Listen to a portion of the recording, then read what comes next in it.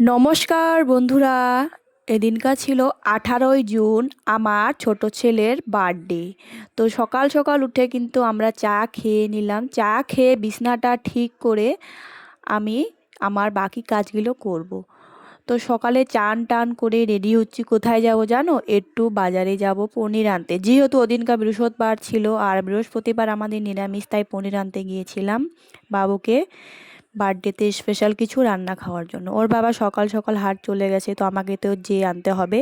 তো এই যে নিয়ে আসলাম দুধ, নিয়ে আসলাম পায়েস করব, আরও নিয়ে আসলাম পনির, যেটা পনির ভাজি খেতেও খুবই ভালোবাসে, তার সাথে মিষ্টিও নিয়ে এসেছি। বেশি মিষ্টি আনিনি, কারণ আবার বাচ্চা মানুষ বেশি মিষ্টি খেলে কৃমিও হতে পারে। তো ওইদিকে দুধটা কেটে নিচ্ছি, পায়েস বসাই দেই, আর এদিকে ভাতটা আমি করে ধুয়ে গেছি, আলুটাও বয়েল করে রেখে গেছি। এখন শুধু 5 রকমের ভাজি বানাবো, আর পনির সবজি করব, আর পায়েস করব, সাথে পুরিও করব। এইদিকে এগুলো রেডি করছি, তারপরে দেখো কোথায় থেকে ভিজে চলে আসলো। তারপরে ওকে আমি সিধা বললাম যে তুই চান করে নে। তো ওকে আমি সিধা চানটা করে ওকে কাপড় চোপড় পরিয়ে দিলাম। তারপরে আমি বাকি রান্নার ব্যবস্থা করলাম। তো দেখো 5 রকমের ভাজির জন্য 5 রকমের সবজি নিয়ে নিয়েছি, আর আলু ভাজবো। তারপরে ওরা দুই ভাই মিলে খুব চান করলো। চানটাও দাদাই করে দিয়ে এলো, বড় ছেলে করে দিল। তারপরে ওকে আমি ভালো মতন কাপড় চোপড় পরে টিভি রুমে রেখে আসলাম। তারপরে আমি আস্তে আস্তে করে সবগুলো একটু একটু কেটে নিচ্ছি। আলু, করলা, কাঁচা কলা, ভেন্ডি, এগুলো 5 রকমের ভাজি করব। তারপরে দুধটা গরম হয়ে গেল, আমি কিন্তু এক মুঠ এরকম করে মুঠ দিয়ে চাউল নিয়ে পায়েসের জন্য দিয়ে দিব।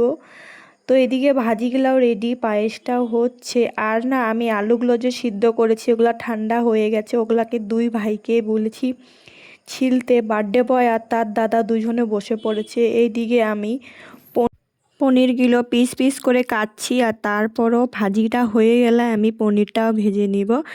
আর এদিকে পায়েসও হচ্ছে, একটু চালিয়ে দেখলাম সিদ্ধ হয়েছে কি নাই।